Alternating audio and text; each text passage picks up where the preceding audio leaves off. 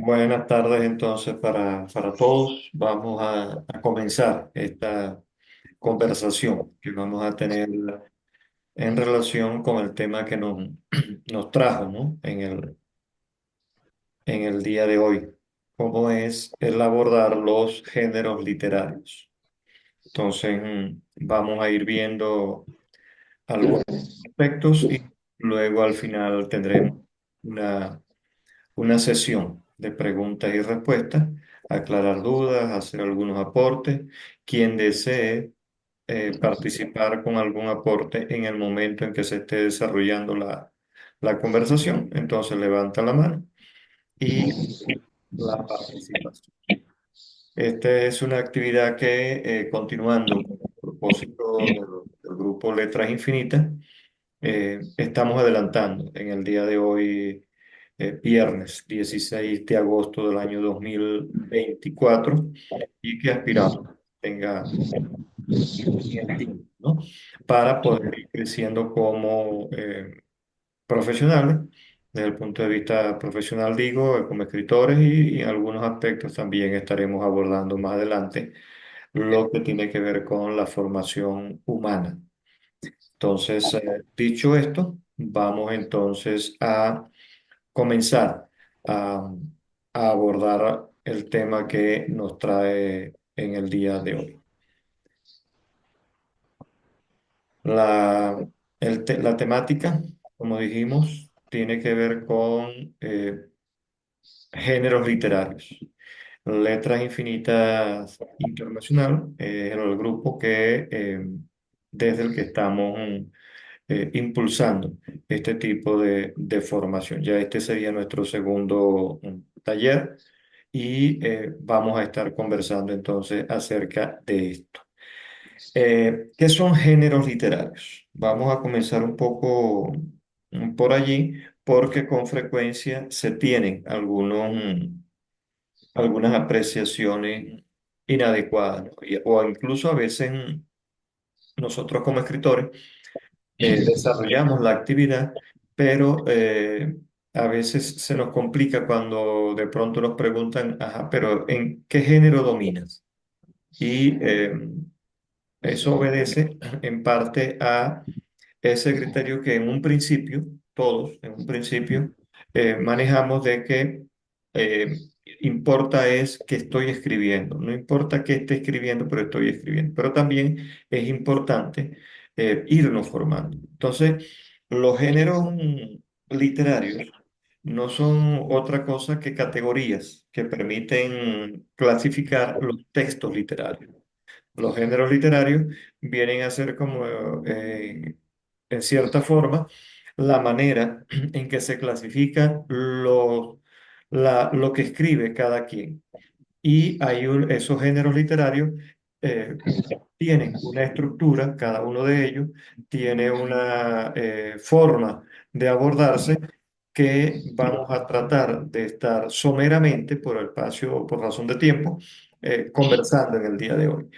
La clasificación de géneros literarios va a depender, sobre todo en este caso, en lo que íbamos a estar abordando, de una clasificación que incluso viene desde, algunos autores consideran que alrededor del año 330, 340, 330 antes de Cristo, estableció el Aristóteles, y que se ha mantenido con algunas variantes, lo igual que lo que tiene que ver con el ser humano. Todo va a evolucionar, ¿de acuerdo? Pero a grosso modo, en líneas generales, se mantiene la estructura base de lo que son géneros literarios, pero esa categoría que constituyen los géneros literarios van a depender de la temática, del contenido,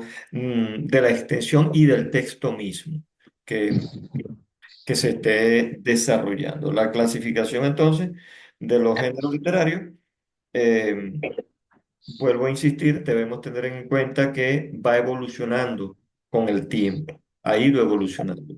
Y esa evolución nos alcanza a nosotros ahora porque estamos en este tiempo presente y quizás luego, más adelante, surgirán otros géneros. Desaparecerán algunos quizás, se modificarán otros, pero vamos a abordar lo que tenemos hasta el momento presente.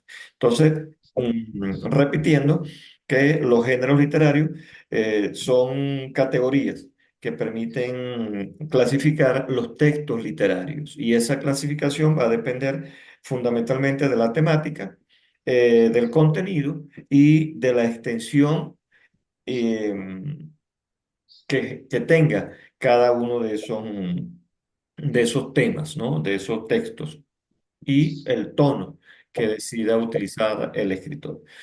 Em, la idea no es en esta conversación querer o pretender que vamos a eh, meternos, a encajonarnos, a cerrarnos en una categoría. Nos vamos a dar cuenta quizás que nosotros hemos abordado diferentes géneros literarios, pero no nos hemos dado cuenta. Por eso es la importancia que tiene el hecho de irnos formando, ¿no? Hay personas que erróneamente, sobre todo en estos tiempos de tanto querer ir contra lo establecido, muchos manejan el criterio de que no importa cómo escriba, no importa lo que escriba, lo que importa es que escriba. No, todo tiene una razón de ser, todo tiene una manera de hacerse y para hacerlo bien. ¿Sí? Yo puedo pintar, por ejemplo, yo puedo decir que pinto una casa y me dan pintura y me dan una brocha y puedo pintar la casa. Ahora, dependiendo de la técnica que yo utilice, se va a apreciar la calidad del trabajo que yo haga. ¿De acuerdo? Esa analogía lo hago porque, repito, en estos tiempos existe mucho la tendencia de que no importa lo establecido. Lo establecido sí importa, quizás no, yo sí soy partidario de que eso no debe constituir una camisa de fuerza porque entonces, ¿dónde quedaría la creatividad del ser humano, ¿no? No debe constituir una camisa de fuerza, pero por lo menos sí debe constituir un punto de partida. Y la formación es muy importante.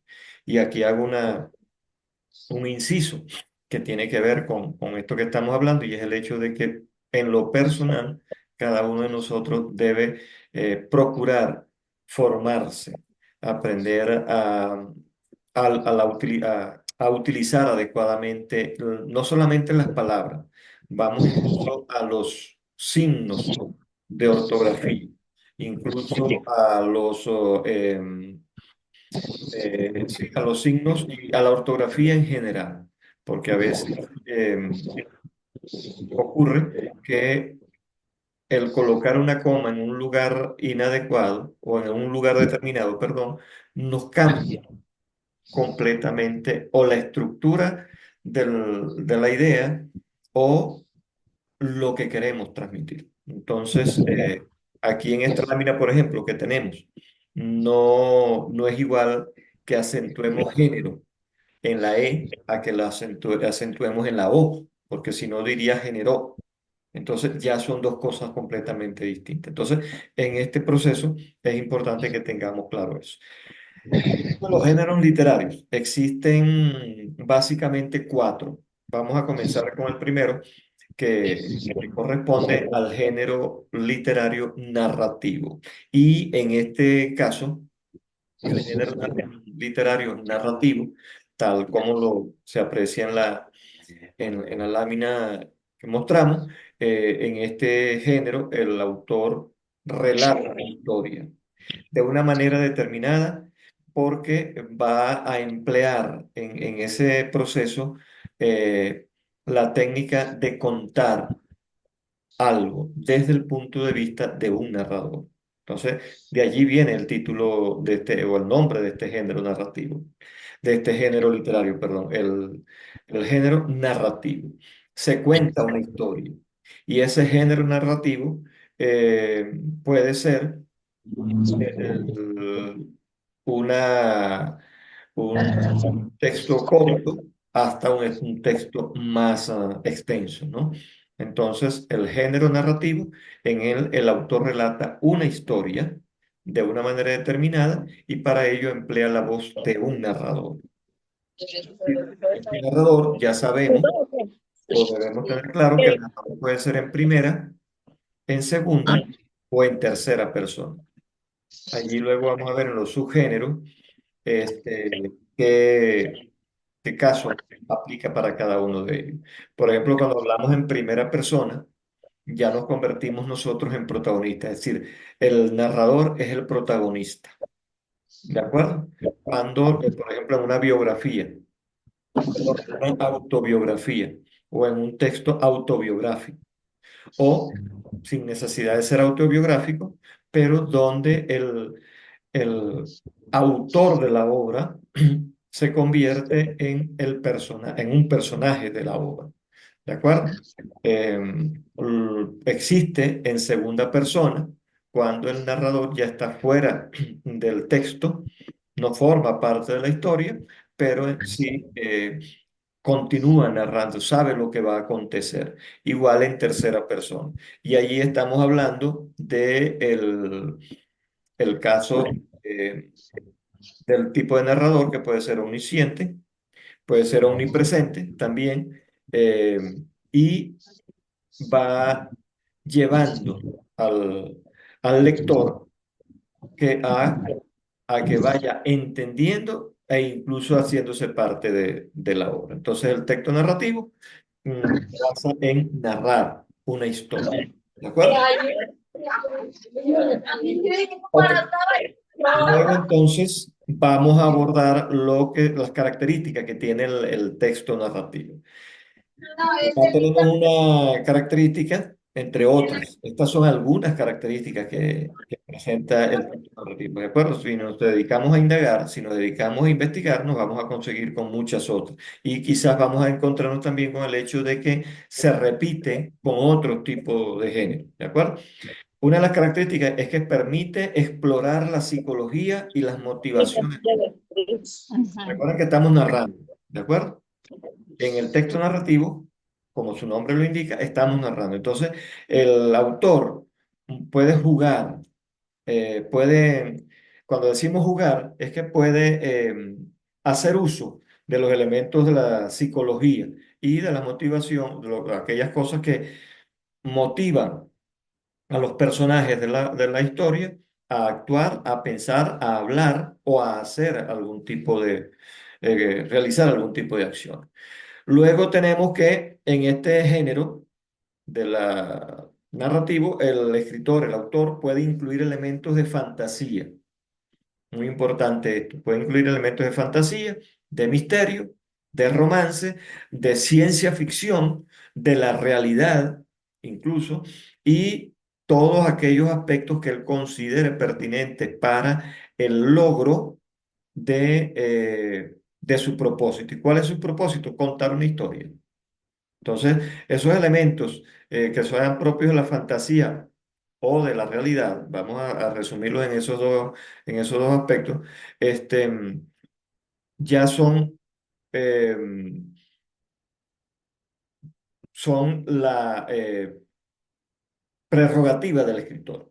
¿De acuerdo? Él podrá de pronto, recordemos en el caso de Gabriel García Márquez, Bular Pietri, etcétera, cuando ellos hacen uso del realismo mágico, por ejemplo.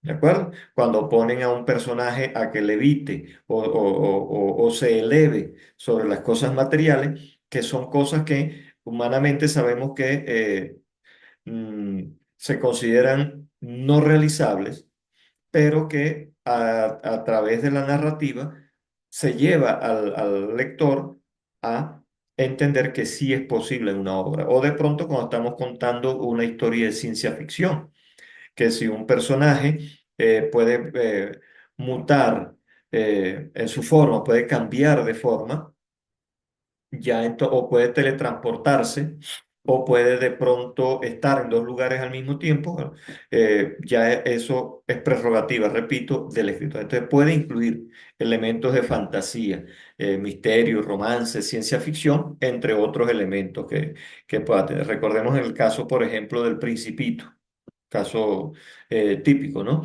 Donde el principito llega a un planeta y conversa con una planta. O el caso, por ejemplo, que a eso entraríamos en el elemento de la ciencia ficción, perdón, de la fantasía, o de pronto cuando vemos estas sagas tipo eh, Viaje a la Galaxia o de Terminator, por decirlo de alguna manera en las películas, cuando se meten elementos de ciencia ficción, pero también el caso de las historias de Peter Pan, por ejemplo, ¿de acuerdo? O nos vamos a uno más clásico, de pronto el caso de la historia de Caperucita Roja, cuando pone a hablar a animales, ¿no? Entonces ya eso forma parte de la fantasía.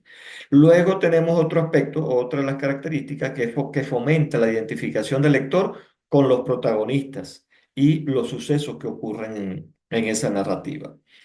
Esto es importante porque ya eso corresponde en la narrativa a la capacidad que tenga el escritor para desarrollar su obra. Y en esa capacidad va a lograr enganchar, como se dice en psicología, al lector con lo que él está contando. Entonces, va brindando elementos para que el lector se pueda identificar con los personajes. A pesar de que en la lámina dice protagonista, yo diría con los personajes. Pues puede ser que no, el lector termine identificándose con el antagonista de la obra. ¿De acuerdo? O con vamos a ponerlos en términos más prácticos, ¿no? Con los personajes, con algunos de los personajes secundarios. E incluso a reinterpretar los hechos que ocurren en la narrativa que está presentada. Y otra característica que tiene la narrativa es que permite la flexibilidad para que se pueda mezclar la realidad y la ficción. Y lo que decíamos anteriormente, trascender esos límites temporales y espaciales. Es decir, el escritor, el autor de la narrativa, de la narración, puede hacer uso de esas cualidades que tiene su imaginación para mezclar elementos de realidad y la ficción. Por ejemplo, colocar un personaje del siglo XX a desarrollar su historia o que se desarrollen los hechos en otro plan, en un perdón, en una época, en la época medieval, por ejemplo, los famosos viajes en el tiempo, o simple y llanamente un ser humano a ponerlo a desarrollar su actividad quizás en un planeta distante. Entonces, esa flexibilidad lo permite la narrativa, porque recordemos que es el escritor quien va llevando la historia.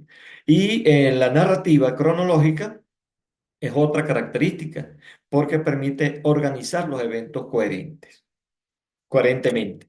Es decir, el narrador, el autor, el escritor, tiene esa obligación, pudiéramos incluso decirle, ¿no?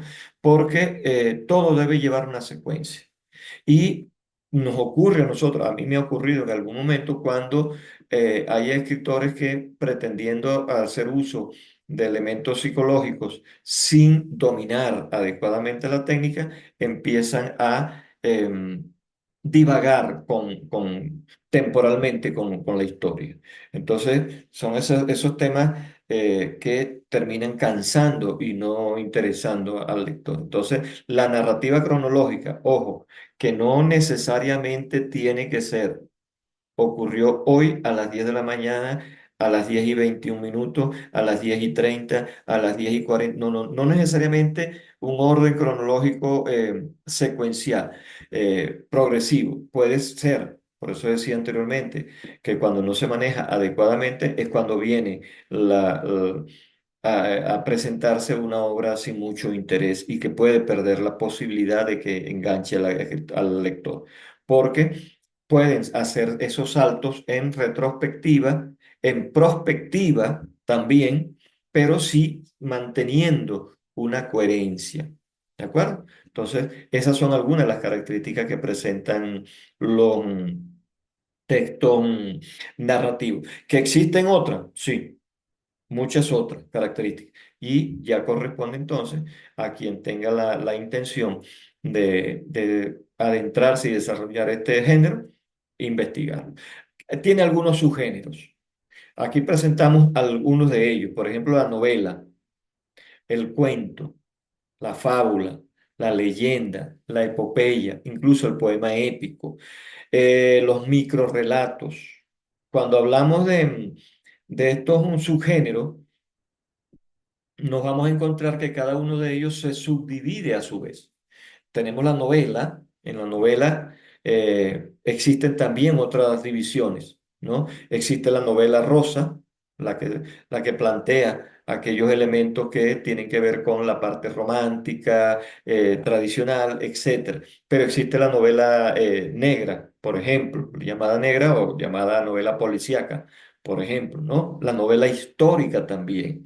Existen las novelas de hechos históricos ficcionados, ¿de acuerdo? También. Entonces, la novela, que es uno de los subgéneros de la narrativa, tiene un, un puesto, un lugar bien determinado dentro de la narrativa. Y recordemos que cada uno de estos elementos de estos subgéneros, tiene que ver mucho también con la extensión que se tenga, que ese es asunto ya de otra explicación que pudiéramos estar dando. Por ejemplo, la cantidad de páginas que pueda tener una obra para ser considerada novela, micronovela, puede ser novela corta, pero de cuándo deja de ser cuento, etc. Ya eso es un elemento que pudiéramos estar abordando en otro momento, ¿no? El cuento. El cuento ya, fijémonos que en la novela ya podemos allí empezar incluso a diferenciar. La novela, por un lado, la extensión, ¿no? En cuanto a la cantidad de páginas, los personajes, los ambientes. El cuento es más corto. El cuento no tiene tanto espacio para desarrollarse como el caso de la novela. Los cuentos generalmente pues, tienden a ser cortos. ¿De acuerdo? Y dentro de estos cuentos podemos ver los cuentos cortos y lo que algunos llaman incluso los microcuentos o y los cuentos más largos, ¿no? Pero cuando se habla de cuento, ya psicológicamente incluso el lector asume de que va a ser algo que no es muy largo. No es igual a que yo busque un libro de cuentos, que puede tener 30 cuentos, puede tener 10 cuentos, etcétera, a hablar de una novela, porque la novela es uno solo. Aun cuando está dividida en capítulos, es una sola historia. ¿De acuerdo? Contada extensamente, ¿no? Con la cantidad de personajes y todos esos elementos. Mientras que el cuento es más corto, igual es una sola historia, tienden a haber menos personajes, porque un cuento con muchos personajes, ojo, y cuando digo muchos personajes, no es que vaya a decir que tenía muchos personajes porque el cuento habla de un ejército de 450 soldados. No. Si empieza a contar la historia cada soldado, ahí sí se convierte en algo que ya dejaría de ser cuento. Pero un cuento generalmente tiene pocos personajes y tiene en cada uno de ellos, ya vamos a ver un aspecto al final cuando veamos lo que debe tener una narración. La fábula, en los anteriores, veamos claramente, tanto en la novela como en el cuento, que puede ser basada en hechos reales o ficticios. ¿De acuerdo? La fábula ya sí es ficticia de por sí. ¿De acuerdo? Y todo sabemos lo que implica o en qué consiste o cómo podemos nosotros definir una fábula, ¿no? Entonces, la fábula tiene un elemento también que le caracteriza, es si se, como digamos, su extensión es corta. ¿De acuerdo? Y aparte de esa, generan una enseñanza. ¿De acuerdo? La finalidad de la fábula, eh, aun cuando no debemos considerarla como didáctica, generalmente van dejando una moraleja, podemos decir, una enseñanza que queda al final de su historia, aun cuando puede ser contando hechos aparentemente reales o totalmente fantasiosos. Luego tenemos el caso de la leyenda. La leyenda es otro subgénero dentro de la narrativa, ¿Por qué? Porque la leyenda parte de hechos reales. De acuerdo que en la medida en que el tiempo va pasando y se va contando la historia, algunos autores hablan de que se va deformando, yo diría más bien que se va transformando. ¿Por qué? Porque en cada lugar o incluso cada narrador, cada contador de ese hecho, le va agregando o quitando elementos. Y llega un momento en que termina siendo aceptada, pero no se sabe cuándo originó. O si se sabe cuándo se originó, ya tiene elementos que la han hecho incluso atemporal. ¿De acuerdo? Entonces, tenemos cuatro elementos hasta ahora, cuatro subgéneros: novela, cuento, fábula y leyenda. ¿De acuerdo? La leyenda, insisto, parte de un hecho eh, real, pero que se va transformando, perdón, a medida que se va contando esa historia. La epopeya. La epopeya es otro subgénero dentro de la narrativa, pero que ya viene a estar caracterizada. Ya no es como la leyenda, ya no es como la fábula, quizás se parezca un poco al cuento, pero que trata es de resaltar elementos eh, gloriosos o elementos épicos de algún personaje, ¿no? En el pasado tenían mucho que ver con las historias de guerra o los personajes de guerra.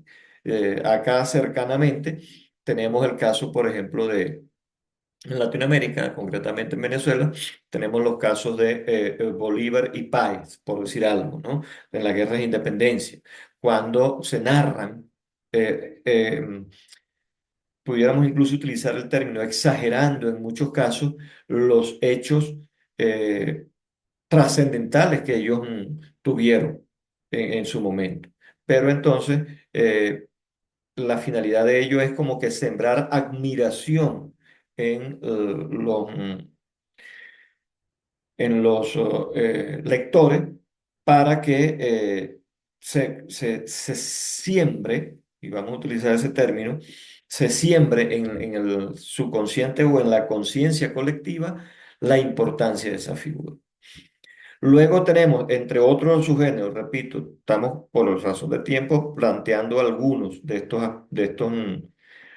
las cosas que vamos tocando en esta conversación, que es el caso del poema épico, ¿no? Otro de los elementos del poema épico. Esto sí ya tiene una característica muy particular. Se parece a la epopeya, pero como su nombre lo indica, tiende a ser presentada en forma de poema.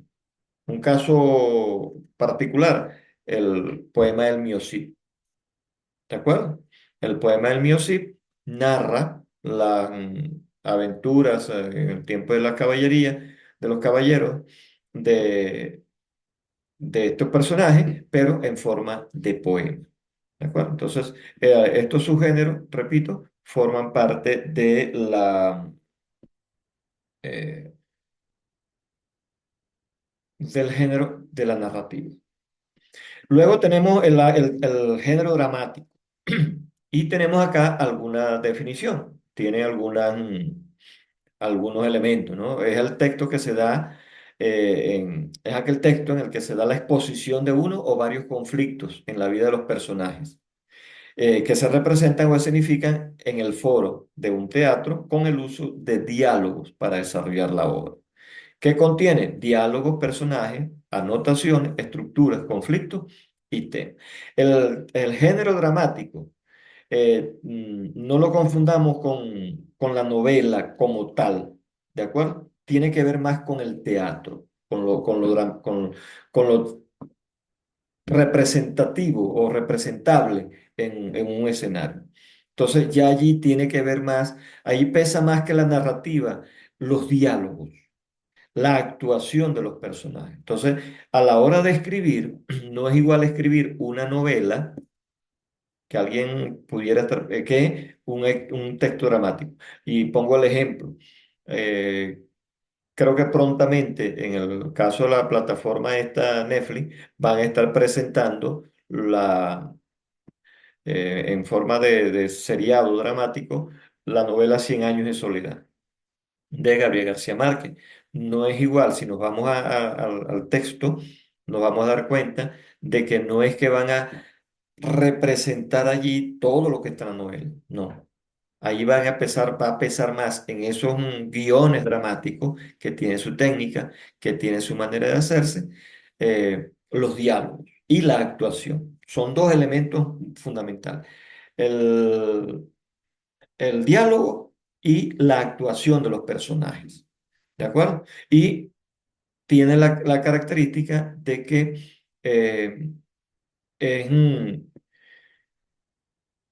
incluye no solamente al autor, sino también al espectador.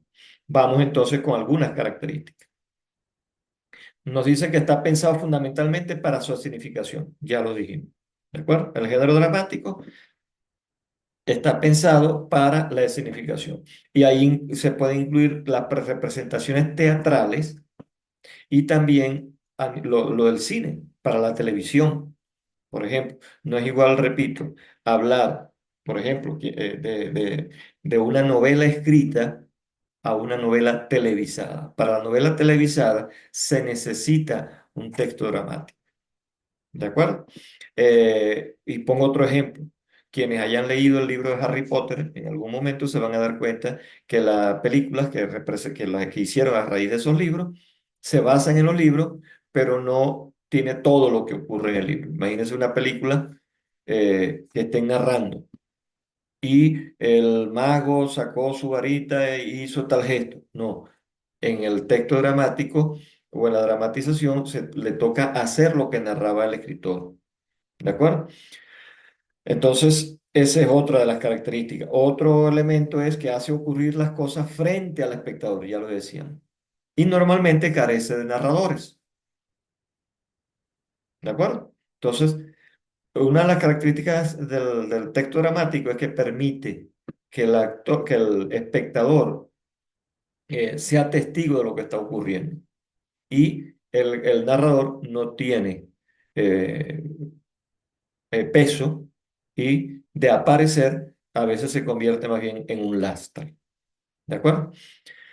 Se divide en actos para ser representado, aun cuando hay, hay escenificaciones cortas que se presentan en un solo acto. Pero, por ejemplo, si nos vamos a textos dramáticos de envergadura, nos encontramos con que hay un cambio de escenarios, hay incluso para que puedan cambiarse los personajes, que es lo mismo que ocurre en el cine, por ejemplo, o en la televisión, cuando se cambia de escena. Entonces, el texto dramático permite dividir en actos para que pueda ser representado y puedan ser entendidos. Y en este caso, una de las características fundamentales del texto dramático es que los actores y su actuación, hago hincapié en esto, son los protagonistas. No es igual un escritor de novela a un escritor de texto dramático. ¿De acuerdo? Y de hecho, cada uno tiene su técnica, cada uno tiene su particularidad. De hecho, cuando alguien compra los derechos a un autor de una obra en particular para su llevada a su puesta en escena, tiene que contratarse y tiene que buscarse a quien haga el guión, quienes hagan las adecuaciones. ¿De acuerdo? Porque allí, como son inmediatos, son, sí, inmediata la representación, los protagonistas son los actores y cómo actúan. ¿Qué subgéneros tiene? Entre otros tiene la tragedia.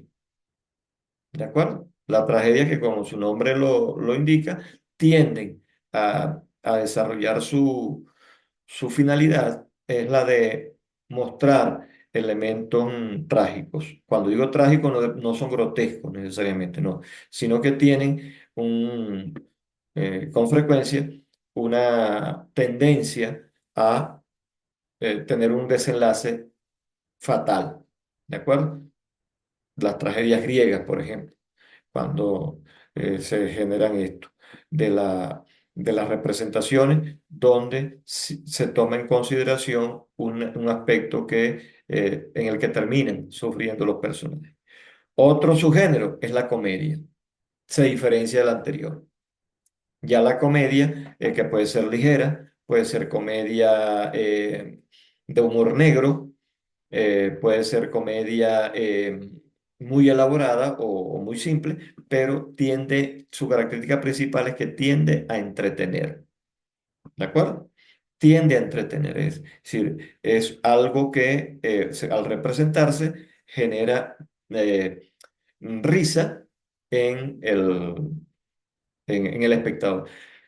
Pueden darse elementos de combinación, porque no lo llamemos subgénero, sino combinación de subgénero. Por ejemplo, cuando se habla de obras tragicómicas, mezclan lo trágico con lo cómico, o la tragedia con la comicidad. Se ve, pero hay que saberlo trabajar. Se ve mucho en algunas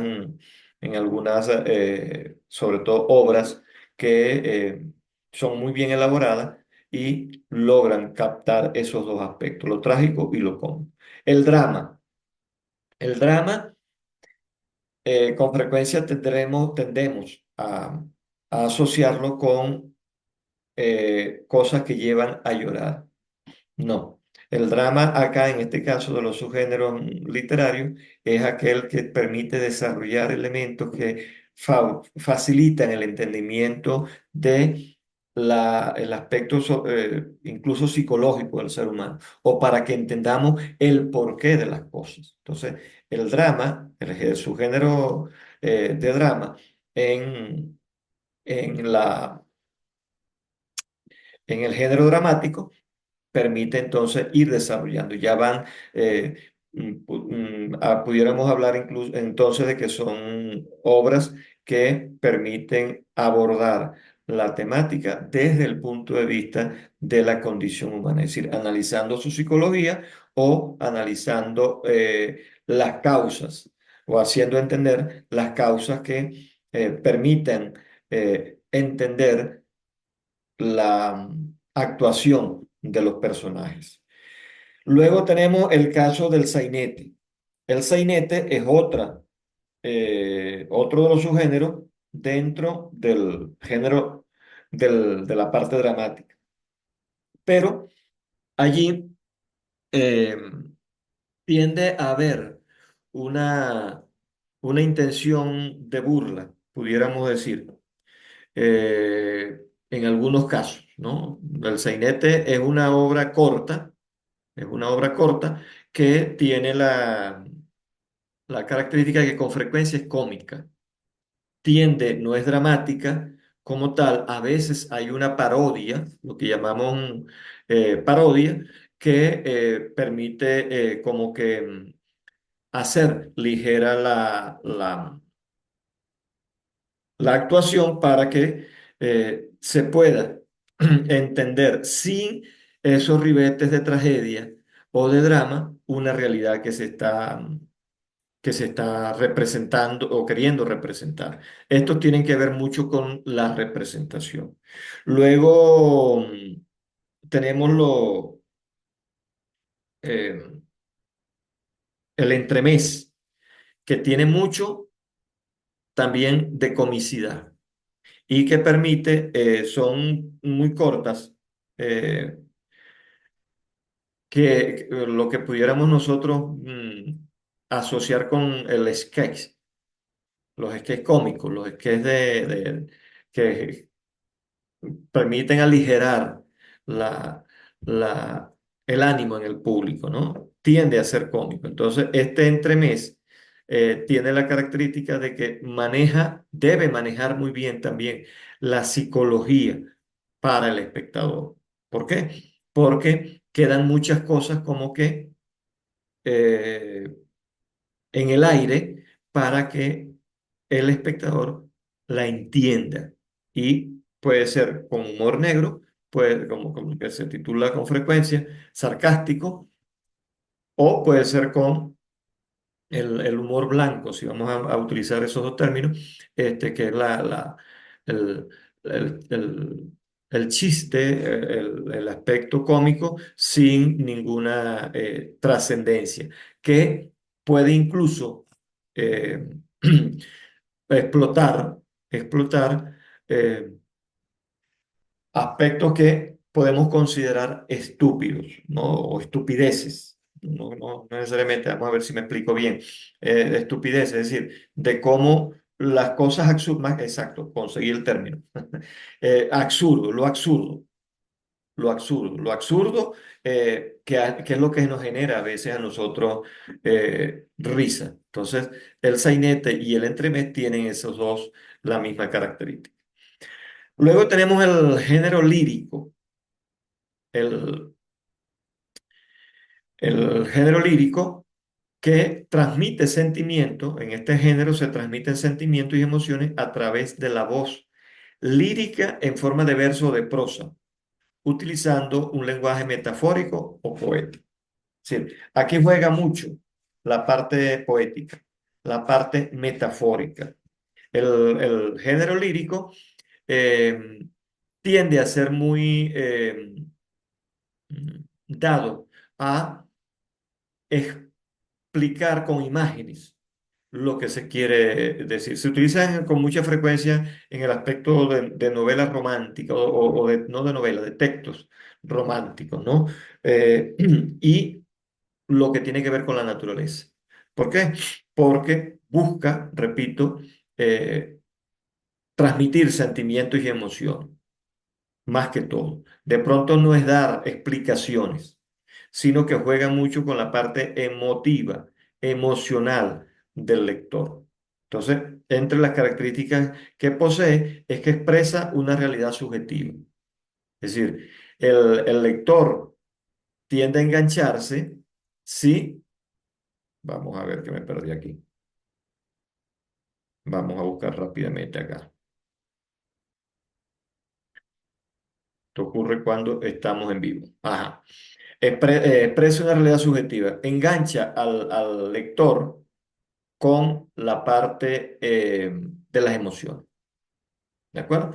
No analiza el lector si es verdad, si no es verdad, si es importante o no es importante, sino si le gusta, vamos a utilizar esa expresión, si le gusta lo que está leyendo, si se identifica con ello. Entonces son estados de ánimo o simplemente lo que tiene que ver con el espacio de la naturaleza.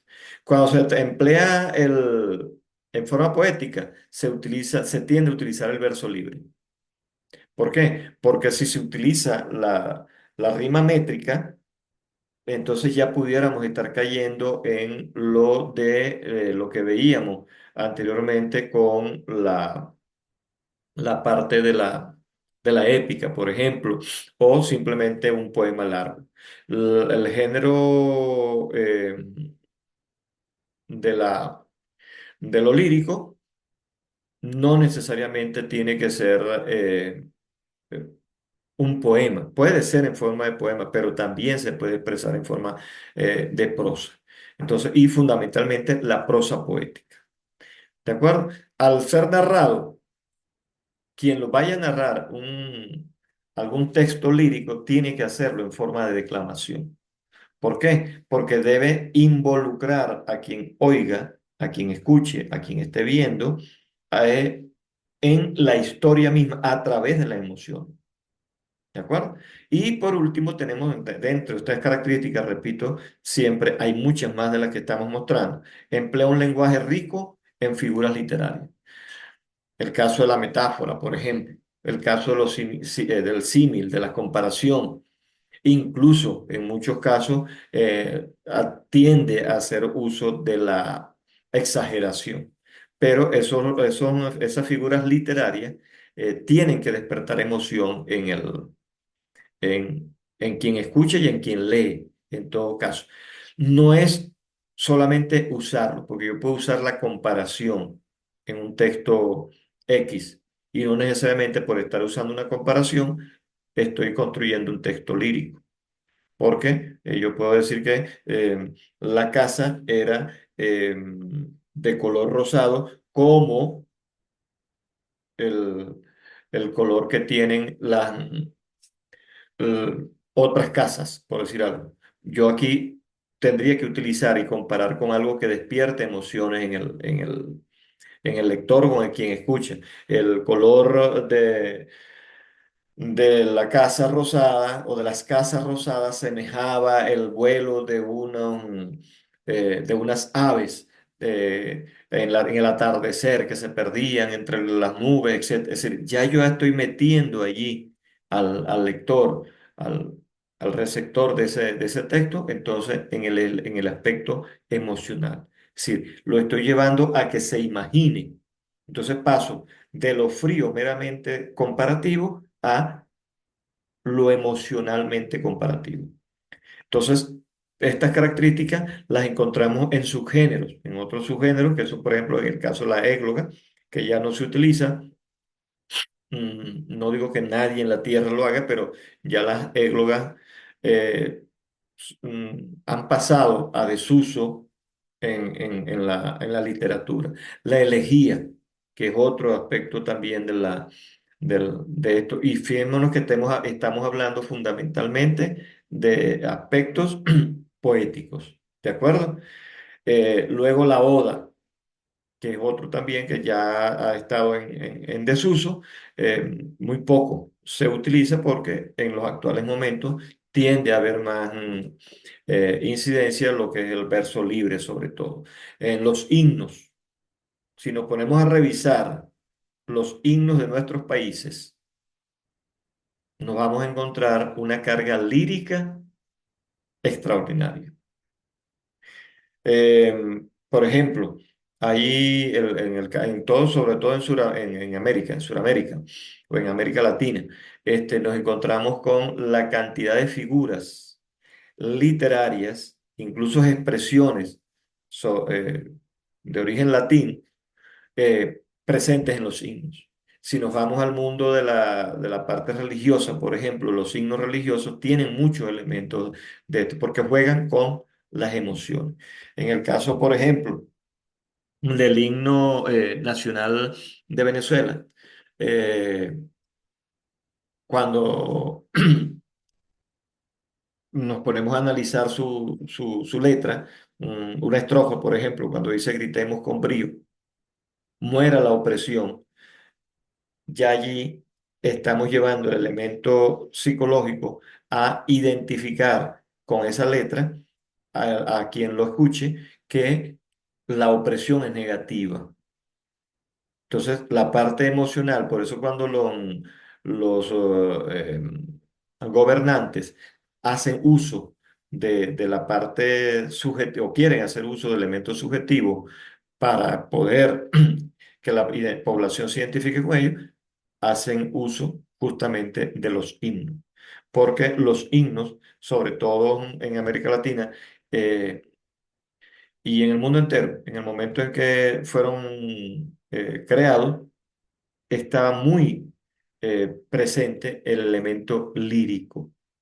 Si nos encontramos a analizar, yo los invito a que revisen la letra del himno de su país, cada uno, para que puedan encontrar entonces esos aspectos, ¿no? La sátira, que es otro elemento dentro del- de la lírica, nos encontramos también con eso, cómo explota la burla, busca burlarse de la realidad o de un personaje o de una situación, pero con elementos que conecten emocionalmente a quien lea o a quien escuche. Igual en el caso del soneto, que ya es una figura poética propiamente, y del madrigal, que ya se abarca fundamentalmente lo que tiene que ver con el aspecto amoroso romántico. Entonces, estos subgéneros que forman parte del género literario lírico transmiten, buscan transmitir en su estructura las emociones y sentimientos a través de diversas figuras literarias. Otro subgénero que tenemos, o género, perdón, literario, es el didáctico. El género didáctico es un tipo de texto que tiene como objetivo fundamentalmente enseñar o transmitir conocimientos, habilidades, valores, aprendizaje, que dejan un aprendizaje. Esto comercialmente quizás tengan menos impacto que los anteriores, de que los otros tres géneros. ¿Por qué? Porque tienen que ver más con la academia. ¿De acuerdo? Entonces, fundamentalmente, su finalidad es la de transmitir conocimiento. Transmitir conocimiento y dejar una enseñanza. ¿Qué característica? Perdón, tiene un propósito educativo e informativo. Una de las primeras características. ¿Por qué? Porque buscan transmitir conocimiento. ¿De acuerdo? Ya vamos a ver algunos de esos géneros. Y aprovecho para insistir entonces en eso, en este aspecto, ¿no? Cada uno de estos géneros que estamos estudiando o compartiendo en esta oportunidad tiene su estructura, tiene su manera de hacerse y aún cuando se puedan mezclar debemos estar conscientes de que necesitamos manejar adecuadamente el conocimiento que tenemos de cada uno de ellos. ¿De acuerdo? Entonces, en un texto didáctico vamos a encontrar muchos recursos, como el caso de los ejemplos, de las explicaciones, de las comparaciones, de las alegorías, para que pueda transmitirse adecuadamente esa enseñanza que se quiere dejar. Y otra característica que tiene es que enfatiza la claridad y la pedagogía en el lenguaje. Tiene que ser muy preciso. Incluso pudiéramos decir que ser técnico, utilizar un lenguaje propio para que pueda entenderse. Por ejemplo, cuando se esté explicando o escribiendo un manual eh, sobre cómo funciona X aparato o cómo se debe desarrollar una operación mm, de catarata, de corazón abierto, etcétera, tienen que utilizarse los términos adecuados y las palabras precisas porque va dirigido a un público muy particular. Presenta temas variados, temas variados. Ojo, cuando digo presenta temas variados, es que puede abordarse diferentes temas, no en un mismo texto, porque estaríamos haciendo ahí una cosa extraña, no. Por ejemplo, nos dice desde la ciencia y la historia hasta la ética y la filosofía.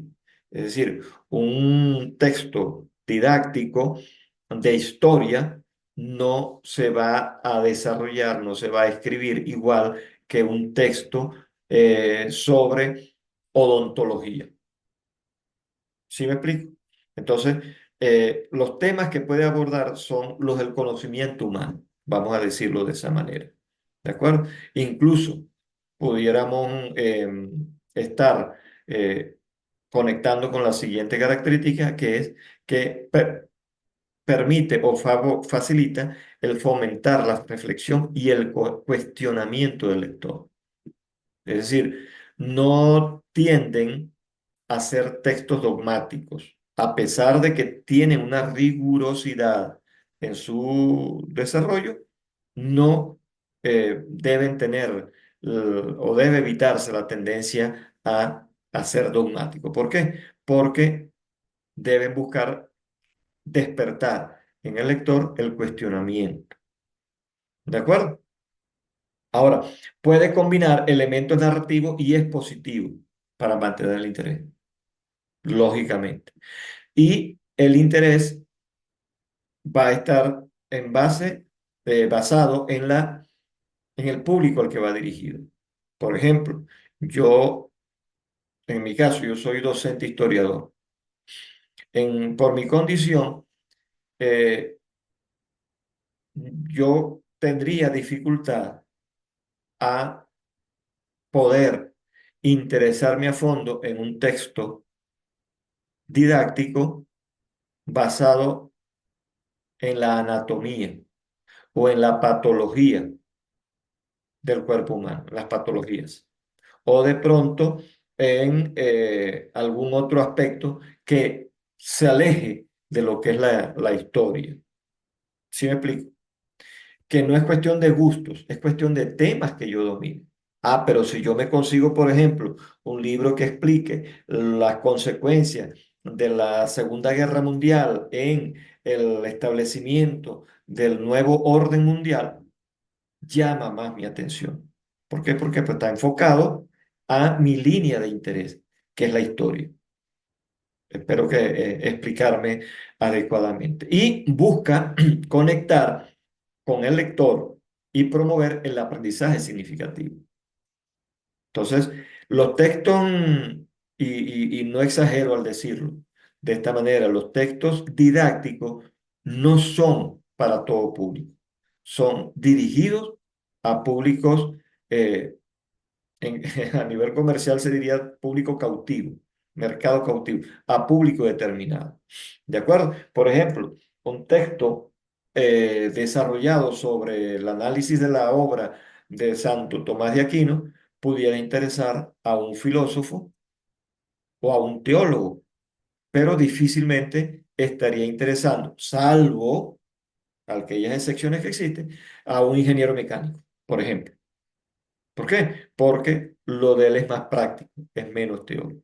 Espero estarme explicando adecuadamente. Y contribuye, como última de las características que tenemos en esta lámina, a la difusión del conocimiento y al enriquecimiento del intelectual de la sociedad, de los grupos humanos. Entonces, ¿dónde tienen mayor peso estos textos didácticos? En la academia a nivel cuando digo academia, es todo lo que tiene que ver con enseñanza, ¿de acuerdo? Desde escuelas hasta universidades, profesionales en distintas áreas, etcétera. Entonces, contribuye a la difusión del conocimiento, porque esa es la finalidad. La difusión del conocimiento es la finalidad del género didáctico, ¿de acuerdo? No necesariamente intelectual en cuanto a ideas abstractas, sino que, y vuelvo a poner como ejemplo, lo que tenga que ver con profesiones, lo que tiene que ver con especialidades. Por ejemplo, un astronauta, él se interesará mucho en la obra que escribió alguien acerca de el, el origen de los planetas.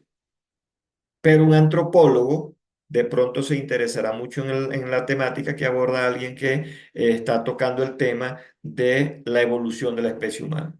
Entonces, van dirigidos a un público en particular. Entonces, de esta manera, mostramos algunas apreciaciones relacionadas con los géneros literarios y los subgéneros, que en el caso del didáctico los tenemos en ensayos, biografías, que es otro. Ya los ensayos sabemos que abordan una temática relacionada con un aspecto particular y que tiene que ver mucho con la explicación detallada de lo que se quiere transmitir. La biografía, esto es otro subgénero didáctico. ¿Por qué? Porque permite dar a conocer la vida y obra de un personaje. Los diálogos. Este de diálogo quizás se aplique poco en estos momentos porque tiene que ver mucho con el aspecto filosófico, ¿no? No digo que no exista, ¿de acuerdo? Sino que son las explicaciones filosóficas del sentido de la vida, ¿de acuerdo? Las cartas, también las cartas pues, son utilizadas con mucha frecuencia para dar a conocer o transmitir un conocimiento. Y tenemos el estudio de las cartas, por ejemplo, las cartas escritas por los grandes personajes, el caso de Simón Bolívar, para colocar la antípoda de Simón Bolívar en el caso de las cartas que haya escrito Hitler, por ejemplo, cartas amorosas, etcétera, cartas dirigidas de un científico a otro, etcétera, donde explican, y como ya van dirigidas a una persona en particular, van con una temática muy direccionada. El discurso. El discurso es otro de los subgéneros que se encuentran en el género de los didácticos. Los artículos científicos. los artículos científicos, y ahí abarcamos en líneas generales lo que tiene que ver con la ciencia y en todos sus aspectos. ¿De acuerdo? ¿Por qué? Porque tienen un lenguaje muy particular y tienen un público muy particular. Las tesis de grado que llevan una rigurosidad que permite que quien la lea y quien la elabore primero y quien la lea, porque la intención de una tesis es dejarla para que sirva de punto de partida o de aprendizaje inmediato para otra persona. Aquí podemos incluir en los subgéneros, por ejemplo, el subgénero de la oratoria, que tiene mucho que ver con el discurso. ¿Por qué? Porque tiene una técnica y tiene una manera de desarrollarse. Entonces, esto era lo que nos trajo hasta el día de hoy, acá en Letras Infinitas Internacional, en cuanto a la temática de los géneros literarios. Cada uno de estos géneros permite o puede permitir o da pie a que podamos desarrollar, incluso cada subgénero, podamos desarrollar entonces más adelante un espacio para su discusión y para su aprendizaje. Entonces, de esta manera, eh, quisimos abordar lo que tiene que ver con los géneros literarios. Queremos entonces ahora dejar abierta la oportunidad para algún comentario, alguna pregunta, algún cuestionamiento. ¿Quién se anima?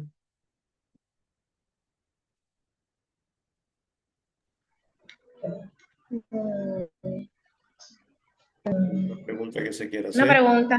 Ajá, regla María. Cuando tenemos frente a nosotros, por ejemplo, una clase así como la que usted acaba de dar, y tenemos la presentación de esta clase así en esa forma de diapositiva, esto entra en género didáctico. Disculpa, no entendí muy bien lo que me estaban... Pero, Repito, ajá. cuando presentamos una clase como la que usted acaba de dar en forma de diapositiva, se puede decir que estamos frente a una presentación. En el caso presente sería didáctico. ¿Por qué? Porque como su nombre o su denominación lo establece, busca transmitir conocimiento. Cuando se da una clase, cuando se da una ponencia, cuando se da una exposición, se hace la presentación de una obra, etcétera, ya allí estamos entrando en la parte didáctica, aun cuando estemos abordando un texto, un tema narrativo, un texto dramático, etcétera. Pero sí entra en lo didáctico.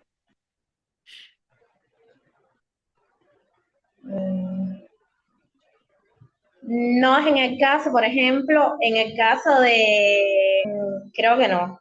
En el caso de un texto narrativo con imágenes, no hay narración.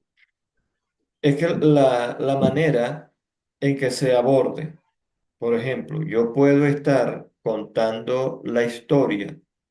Si me dedico a contar, vamos a poner nuevamente el ejemplo de Cien años de soledad, a contar la novela y me hago valer o aprovecho el uso de recursos didácticos, pero sin tratar de explicarla, sin tratar de convencer al público de que piense como yo, simplemente la estoy presentando, ¿de acuerdo?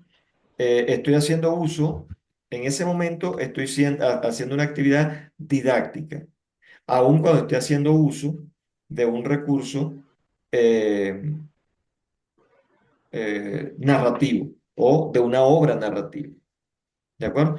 Pero si me dedico a contarla con imágenes, ahí estaría mezclando lo dramático, por ejemplo, porque cada imagen debe ir acompañada cada texto, perdón, debe ir acompañada de las imágenes correspondientes. No puedo estar hablando de las mariposas amarillas y colocar la imagen de cuando están fusilando a Buendía. ¿Sí me explico? Entonces ya estaría mezclando ahí como que lo dramático con lo narrativo. Pero el hecho de la presentación como tal sería didáctico. Bien, gracias, profe.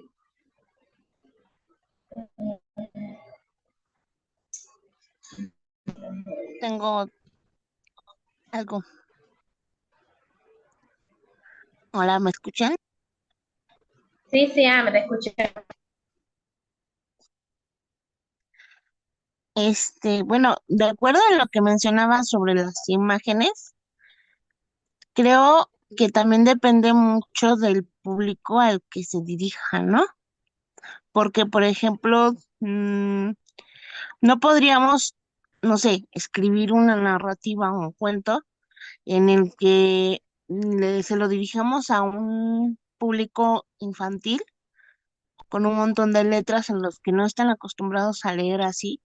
Entonces tendríamos que apoyarlos mucho con imágenes y como dice el maestro, pues tendría que ser como coherente, ¿no? No podríamos mandar una imagen de los tres cochinitos con Caperucita y el lobo, ¿verdad? Que ambos son de lobos. Entonces yo me imagino que también va por ahí, no lo sé. Sí, aquí Rosa acaba de hacer, gracias Rosa por tu aporte, aquí Rosa acaba de hacer un aporte importante, ¿no? Y que es necesario que no perdamos nosotros de vista, y es el hecho de que estamos hablando de textos literarios, de géneros literarios, ¿de acuerdo?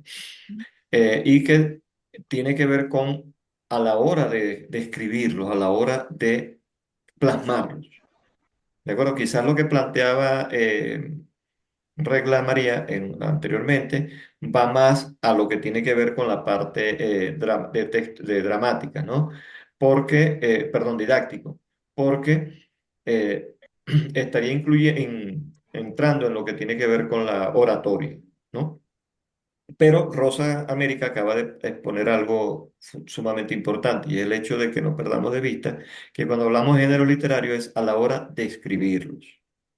¿De acuerdo? Lógicamente, un género, o perdón, un texto narrativo, si es para niños, lo más recomendable, casi en el 100%, es que vaya acompañado de imágenes. ¿Por qué? Porque el Ujú, niño no tiene la capacidad eh, eh, neurocerebral, podamos decir, dependiendo de la edad, claro está, ¿no? Para formarse la idea de lo que le están queriendo decir. Mientras que si eso va acompañado de la imagen, capta mejor, es lo que la idea, capta mejor el mensaje. Es lo que en educación se llama el principio de la psicología evolutiva, ¿no? Por ejemplo, un texto que queramos desarrollar en historia para niños eh, pequeñitos, 3 años, que sé yo, 4 años, tiende que ser muy colorido. ¿Por qué? Porque aun cuando ellos no lean la letra, están leyendo las imágenes. ¿Sí me ujú, explico? Entonces, ya para un adolescente,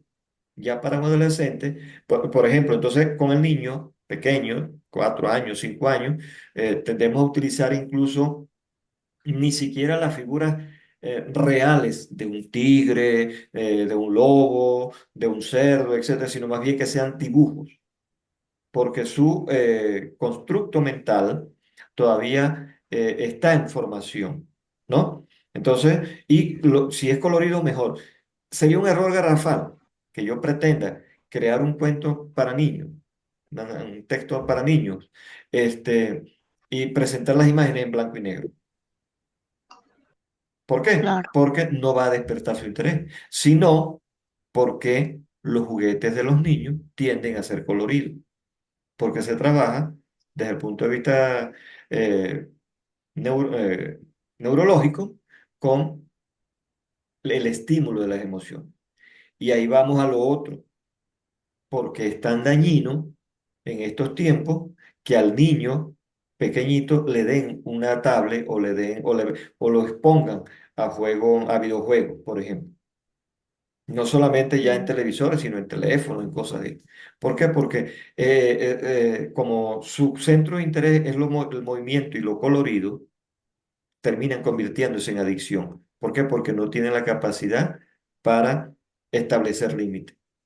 Hago este inciso partiendo de lo que nos plantea Rosa América, ¿no? La importancia de que si es para niños, vayan acompañados de imagen. Mientras que para jóvenes, para adolescentes, incluso la temática, no le vamos a presentar a un chico, a una chica de 13, 14 años, a regalarle un libro de los tres cochinitos, de los tres cerdos, o de Caperucita, o de qué sé yo.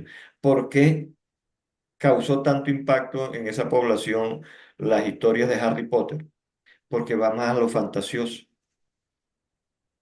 Y a pesar de que no tiene dibujo, que de hecho no tiene por qué tener dibujo, ya su capacidad mental le permite imaginarse al protagonista volando en la escoba, peleándose con el otro, quitándole la capa al otro, etc. Es decir, ya su centro de interés va más hacia lo fantástico. Entonces, en eso es importante que tengamos claridad, ¿no? Que estamos hablando de la importancia o de la claridad que tengamos a la hora de escribir. Rosa América, por favor. Bueno, lo que usted decía, ¿no? De adolescente y el niño. Aquí, por ejemplo, uno de los ejemplos muy, pues, fáciles de poder entender es Disney, ¿no?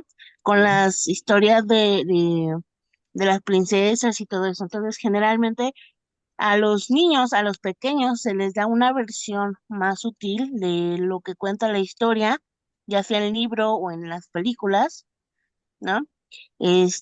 De la forma en que se van describiendo las cosas es muy diferente a cómo le vas a describir la historia, la versión de un niño adolescente, ¿no? Porque al niño adolescente ya le puedes contar la historia real, por ejemplo, de Pinocho, ¿no?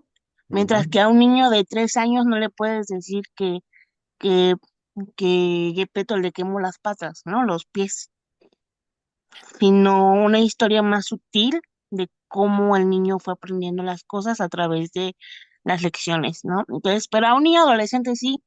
Entonces, a la hora de escribir, el escritor tiene que tener como mucho cuidado en su, en su texto, Sí, ¿no? Y ahí, así todas las historias de Disney así son. Entonces, no le puedes, no sé, presentar al niño un librito que son puros imágenes con letras que apenas va aprendiendo a leer.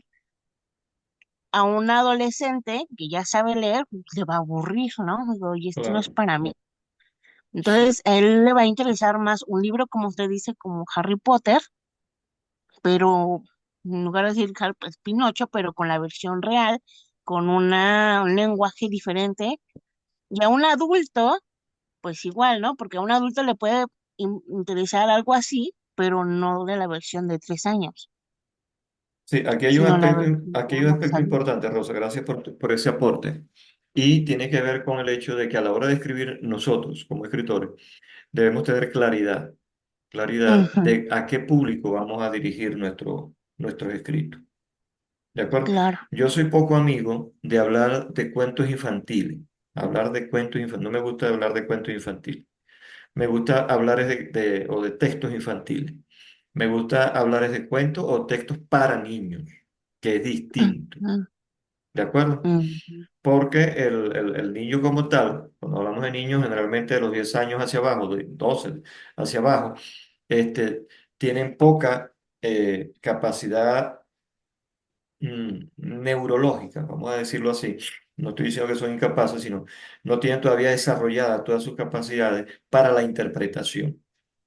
Por eso vemos que a un chico de 15 años, de 14 años, le podemos decir no vayas a meter el dedo en el toma corriente y podrá hacer caso.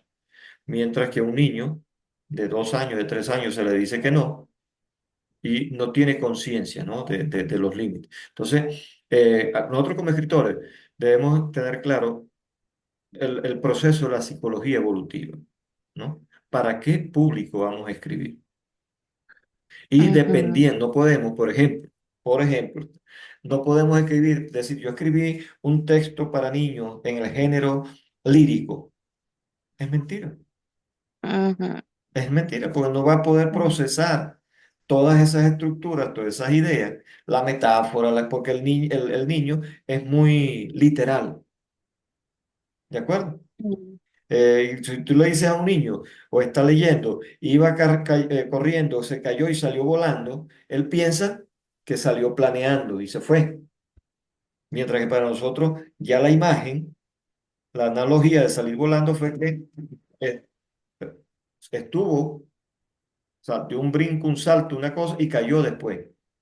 Entonces, eso es importante que lo tengamos claro. Es decir, en los géneros literarios, nosotros al momento de escribir, sabiendo, por eso decía que esto sería quizás como un abreboca o algo, algo parecido para que nosotros entendamos los textos que podemos estar escribiendo. Por ejemplo, en el caso de Regla María, que ella aborda mucho lo que es la poesía y los textos eróticos, ella no pudiera decir, escribir un cuento erótico para niños. ¿Me explico? No, Porque claro. no tienen la capacidad. Pero si ella como escritora de género erótico, en el caso en el subgénero erótico, en el subgénero, pues pudiera ser dentro de la novela, pudiera ser dentro del cuento, pudiera ser dentro de la poesía, etcétera. Está clara, ella sabe que va dirigido su texto hacia un público adulto. ¿Sí me explico?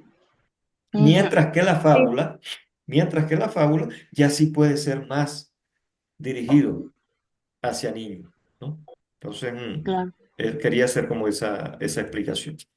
No sé, ¿algún otro comentario, alguna otra inquietud? Minerva Lara, que ha estado calladita y de bajo perfil, ¿qué dice? Yo escribo mucho para los niños. ¿Sí me escuchan? Se te corta un poco la Se voz. corta. Ujú. Te corto claro. mucho. Bueno, ¿ya me escuchan bien? Sí, En este ya. momento sí. Bueno, yo escribo mucho para los niños porque trabajo con madres desde que están gestando hasta que adolescentes, adultos, mayores, bueno, de todas las edades. Pero a las madres, cuando tienen sus bebés chiquitos, yo les compongo arrullos, ¿no? Para que tranquilicen a sus bebés. Cuando ya están un poco más de meses, les hago unas pequeñas rimas en donde van sonidos, van movimientos, porque el niño ya se mueve y escucha los sonidos y conoce, le pongo imágenes en forma de rima. Ya cuando los niños están más grandes, ya de 5, 6, 7 años, les compongo cuentos. Entre esas edades de 4 a 8 años les he hecho fábulas y las hemos personificado. Fábulas, entramos en la fábula de hadas, de duendes. ¿Qué es lo que es la fábula? No sé si esté bien, maestro, o esté mal. No, es que sí, sí, está bien porque eso estaría entrando, fijémonos en algo importante, ¿no? Cuando hablamos de arrullos que tienen que ser cantados, como decimos a veces, cantaditos, ¿no? Este, sí, sí, pudieran entrar en el campo de lo lírico, ¿de acuerdo?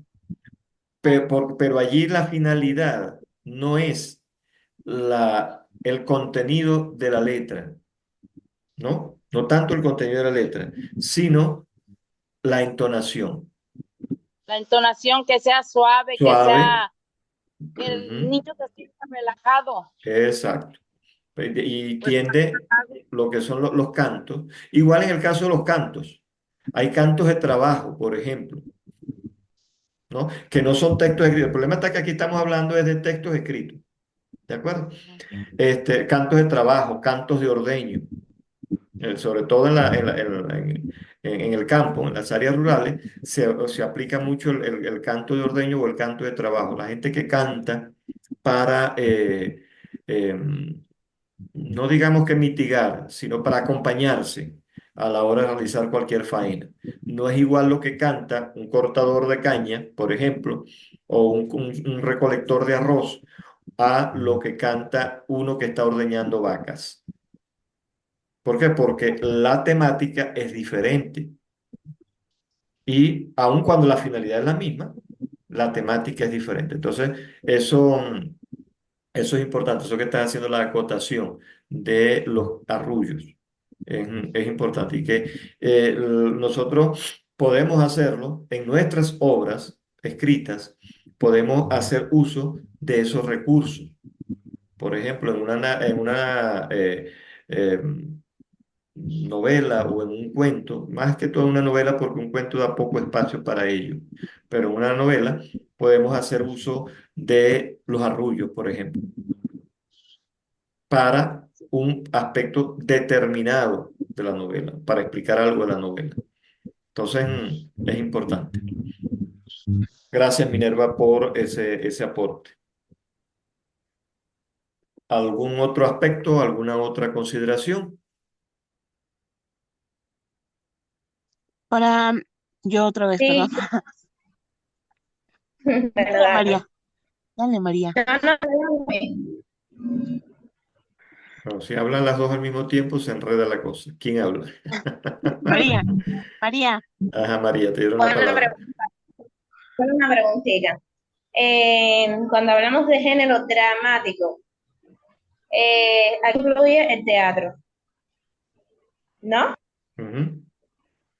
Estamos hablando de género dramático, cuando hablamos de teatro, hablamos de género dramático, Sí. donde hay una serie de personajes, donde la característica del teatro es principalmente que hacen los diálogos y la perra se caracteriza por los diálogos. No el narrador, es decir, el narrador a veces solo cuando tiene que hacer votaciones, pero no como en los textos narrativos que está el narrador en primera, segunda persona o el narrador omnisciente.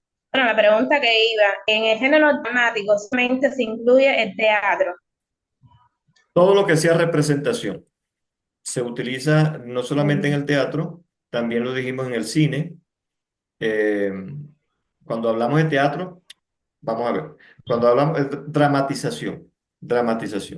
Pues a veces cuando hablamos de teatro tendemos a asociar con la estructura, que si cortinaje, que si todo el decorado, tramoya, etcétera, etcétera, etcétera. Todo lo que tenga que ver con dramatización, que puede ser desde un sketch pequeño, y ahí vienen las diferencias de cada uno de esos aspectos.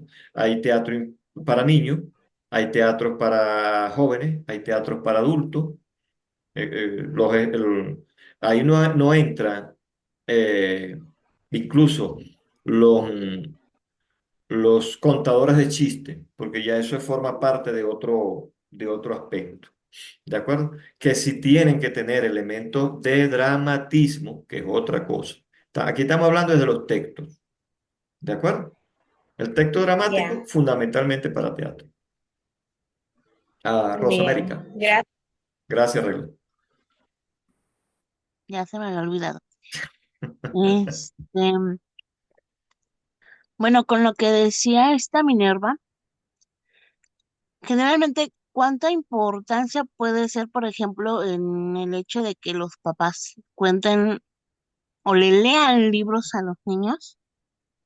¿No? Porque ya ve que de repente los papás llegan a acostumbrar a los niños a que se les cuente un cuento antes de dormir o cosas así.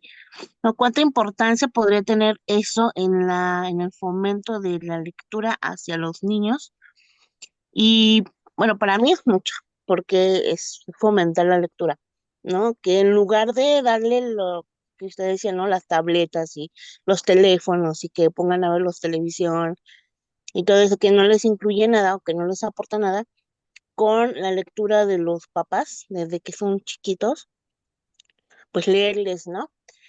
Y pues también dependiendo del tipo de género que ellos le lean, pues es el interés que el niño va generando en la lectura. Porque igual puede ser que el papá pues sea muy de género de horror o de, y que aparte él le genere, por ejemplo, les está leyendo a su hijo, pero él solito le va poniendo de su cosecha para que al niño no lo escuche tan estridente, tan de golpe, ¿no? Sino que él solito le va haciendo su cosecha. Ya cuando el niño empieza a leer o a escribir, ya el niño se va a dar cuenta que todo lo que le leyó el papá, pues no es que sea una mentira, sino que pues solito se va a ir desarrollando su forma de leer y su forma de interesarse en el horror, por ejemplo, ¿no? Y dice, no, pues es que ese género ya no me gusta, prefiero, no sé, Harry Potter o El Señor de los Anillos, ¿no?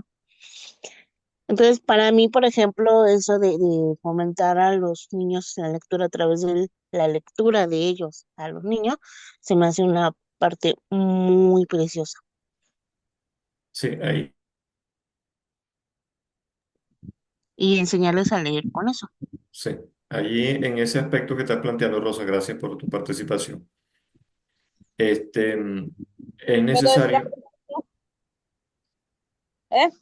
disculpa, Decirle algo. ajá, dime, Minerva, o Nosotros, dinos. nosotros les fomentamos mucho la lectura a los niños porque hay muchos vínculos ahí.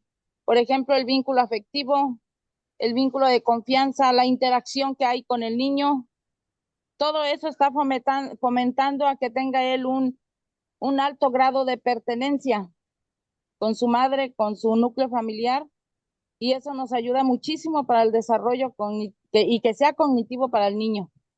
Hay muchos aspectos muy hermosos que le ayudan a los bebés a que los Mm, padres le... Sí, en relación con eso, partiendo de lo que, gracias, Minerva, lo que nos decía Rosa, su pregunta originaria, ¿qué influye? El 100%, el 100%.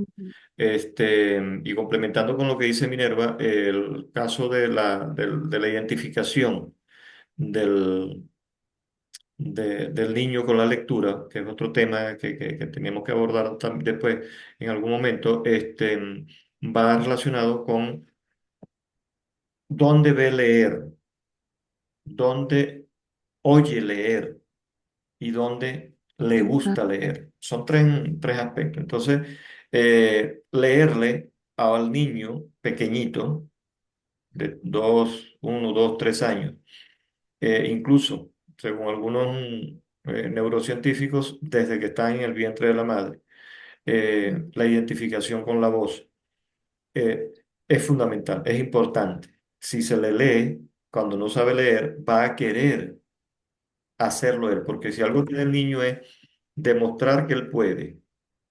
Eso de que tiene que aprenderse el abecedario porque es obligado, pues, eso es uno de los aspectos más negativos que puede darse, ¿no? Sin embargo, si ujú, el niño ve leyendo en su casa, me encuentro, y vuelvo a retomar lo que decía anteriormente de la importancia de lo colorido en las ilustraciones, consigue algo que tenga imágenes, que él no sepa leer, letras, pero viendo la imagen va interpretando lo que quiere decir arriba. Eso es una manera de leer. Y ya luego irle estimulando para que él pueda leer después eh, el texto, sabiendo que la imagen representa lo que dice el texto. Entonces, es muy importante. Eso por un lado, la cuestión de leerles. Que nos vean leyendo también, que nos vean leyendo. Y permitirles leer, que es otro aspecto. Yo siempre pongo como ejemplo una de las mejores maestras de primer grado, en mi época de maestro de escuela, una de las mejores maestras de primer grado. Y igual en este sentido de lo que estoy diciendo, su examen para los niños de primer grado no era ponerse en el escritorio con un libro en la mano y que el niño le leyera lo que decía el libro. No, era salir con ellos y ojo, que le costó la primera vez que le aprobaran esa idea, salir con los niños por las calles del barrio a leer los avisos que habían. Y ella establecía en algún momento como una especie de estímulo, ¿no? Un premio a quien leyera la mayor cantidad posible de avisos, ¿no? Y avisos de tiendas, avisos de propaganda, publicidad de tal cosa, lo que decía en una pared, etcétera, etcétera, etcétera. Entonces, pero era parte del estímulo. Y ella no era muy amiga de A, M, ama, M, ama, C, A, S, A, CAS, no era muy amiga. Que no digo que no lo usaban, pues no estaba yo presente en todas sus clases, ¿no? Pero esa manera de evaluar ella, este, permitía que el muchacho, que el niño, el muchacho como dice uno, el muchacho de la escuela, el niño, se entusiasmara y quisiera leer para demostrarle a la maestra que sabía leer. Pero algo más importante era el hecho de que ella, indirectamente, no, directamente, no digamos que obligaba, los obligaba, pero sí obligaba a que los padres en la casa estimularan la lectura en los muchachos. Entonces, el ejemplo, el ejemplo es fundamental, en pocas palabras. Bueno, entonces, de esta manera, quería agradecerles también a cada una de ustedes por haber estado presentes en la tarde de hoy, acompañándonos en esta jornada que desde Letras Infinitas hemos querido compartir con quienes luego nos estén viendo y obtener un poquito más de aprendizaje. Queda entonces el compromiso de cada uno de nosotros a, si es de nuestro interés, a estudiar, a analizar aquellos géneros con los que nos identificamos para poder entonces mejorar nuestra técnica a la hora de desarrollar el trabajo. Entonces, la pregunta, como siempre la hacemos, ¿con qué nos quedamos hoy? ¿Con qué se queda Rosa América? Pues yo como es mi primera vez con ustedes, pues me gusta interactuar mucho. Generalmente yo aprendí pues escribir a través de un maestro, a través de la poesía, entonces me gusta mucho interactuar. A veces no tengo mucha como inspiración, pero con lo que me quedo de esto pues es la retroalimentación de los conocimientos de cada uno de nosotros. Gracias, Rosa. Minerva Lara, ¿con qué se queda?